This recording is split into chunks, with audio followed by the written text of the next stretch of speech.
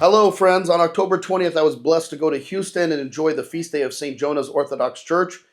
The liturgy was presided by Archbishop Gabriel of Canada, and it's the parish for Father John Whiteford. You may be familiar with his online ministry. We got to see the tonsure of some readers, some subdeacons, and then the ordination of the diaconate. This video will highlight the various events that happened during that day, including the procession at the very end, and we'll conclude with some remarks from Father John himself because we got the chance to interview him in his temple. I hope that you enjoy it. God bless. We had the pleasure of serving with Archbishop Gabriel of Canada. Here he is coming into the church. He's putting on his mantia, which is a vestment that the bishop wears. He's entering in because all the priests are lined up and preparing for what we call the entrance prayers. These are the prayers that are said by anyone serving the divine liturgy. And when we have the bishop present, he is the primary person who is obviously being vested, and the deacons are reading the entrance prayers for him. When he comes up to his cathedra, or the stand in the middle of the church, he will then bless and dismiss the priests so that the priests are able to go and get vested. While the priests are getting vested, he begins the process of being vested himself, and so the subdeacons, the ones with the double orarion or the X on their back, are actually walking him through the process and giving him the vestments in turn as he puts them on. He puts on the epitrachil, he puts on the belt, the cuffs, and finally ends with putting on the mitre, which is the hat that only a bishop wears with the cross on top of it. He has the two candles in his hands, the dikiri and trikiri, meaning the 2-candle stand and the 3-candle stand, and then blesses the people as we are preparing to start the divine liturgy. The deacons are receiving the bishop's blessing in order to begin the service, and the priests are being sent into the altar to start the liturgy. We had a tonsuring, which is for those who are going to be reading in the church. They receive a prayer from the bishop, and he prays over them, and they are then blessed to read in church and to wear the black cassock.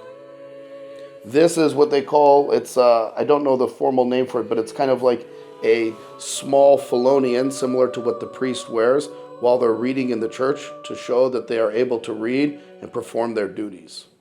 We also had 2 of the young men made into subdeacons as well. Subdeacons is a rank above the reader, and the subdeacon is blessed to actually be in the altar and touch the holy altar. He also helps with the bishop during the vesting and the candles and various other things that need to happen during the divine liturgy. We also saw some of the priests receive awards.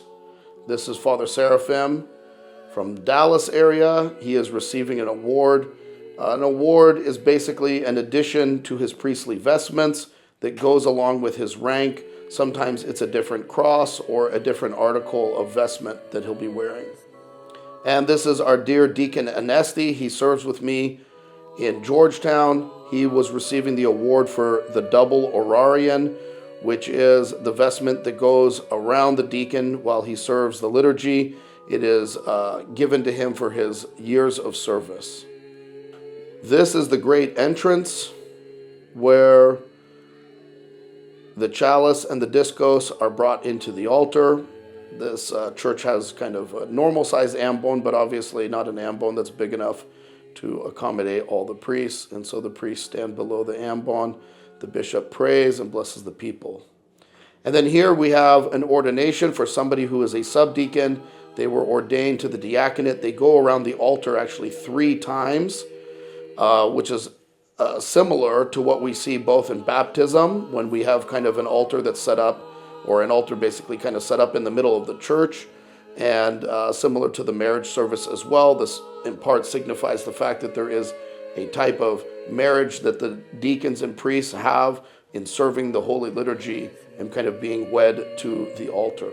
And then after each piece of vestment is put on him, after he has the prayers read on him by the bishop at the altar, the vestments are put on him and he comes out to be displayed to the people. And here he is saying his first litany at the end of the liturgy.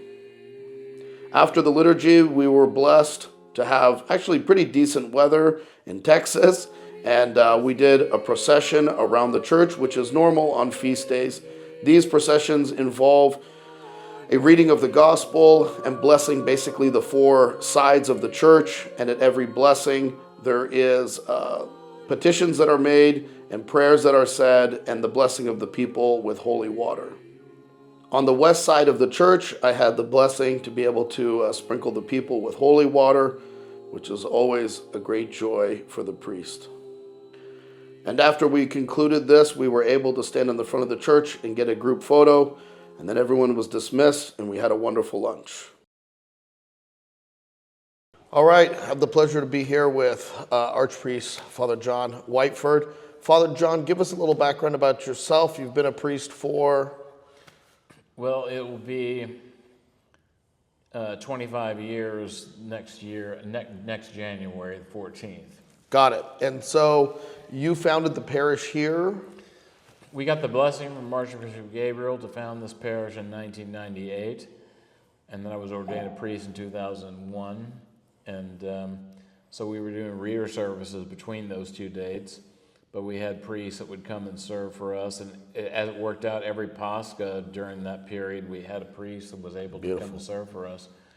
And as it happens, God in His providence allowed Archbishop Gabriel, who blessed our mission and ordained me a priest, are now our diocesan locum tenens. So he's here serving us on the commemoration of the 100th anniversary of the repose of St. Jonah.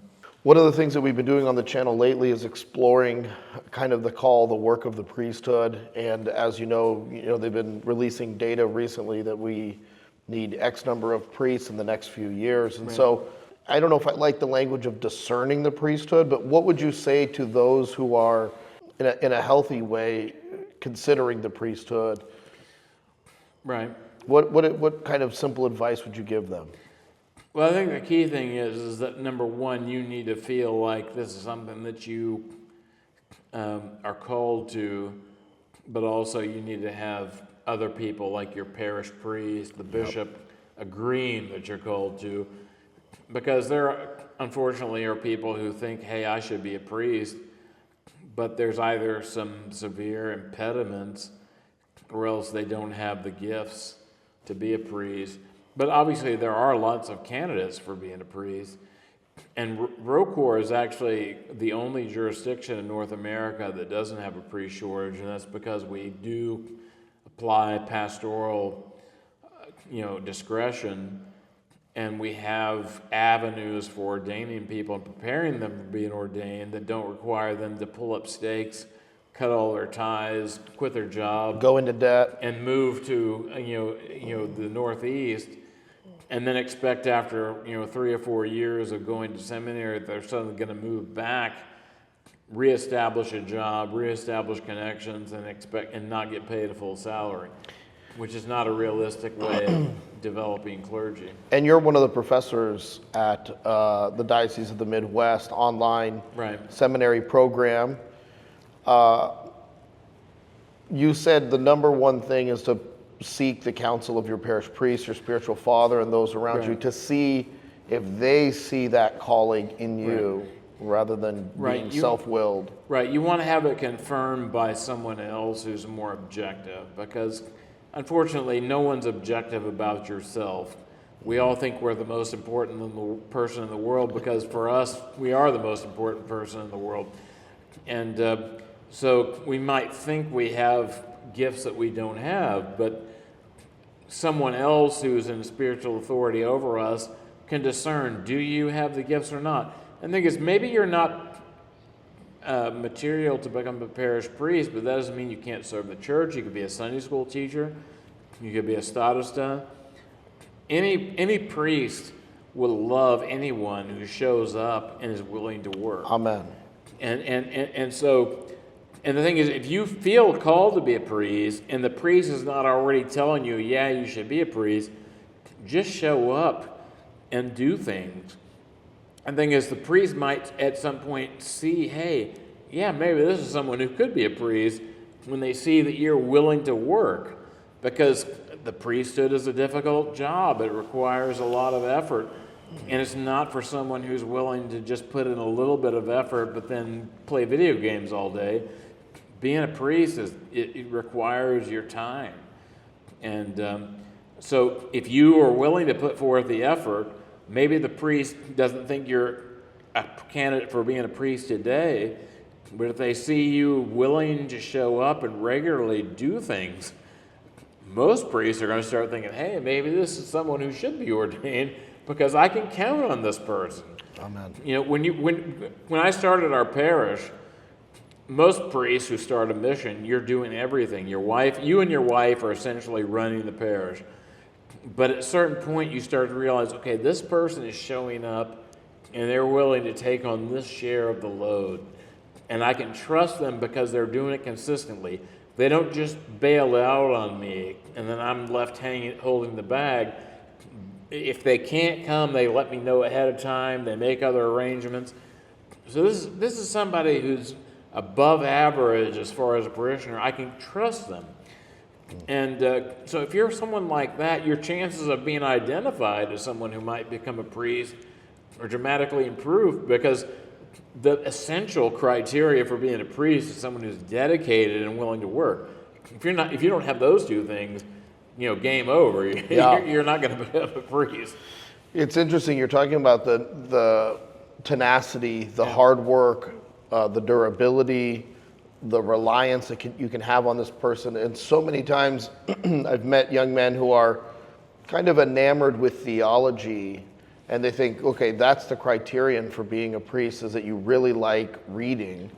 And although reading the saints is an immense joy, could you give a word about loving people? Most of being a priest is dealing with people. And if you're the kind of person that loves to read books but has no time for people, you might be able to be a deacon, but you can't be a priest, because priests are dealing with people's problems. And unfortunately, we live in a time where lots of people have lots of problems. And so, like in the last 2 weeks, I've had one of the founders of our parish who died, and I've had to arrange with her non-Orthodox daughter how we're going to do the funeral. I've had people whose marriages are in a crisis, and they're calling me because they're trying to figure out what to do. And the thing is, when people are in a crisis, you can't just say, you know what, call me next week, because they're in a crisis now.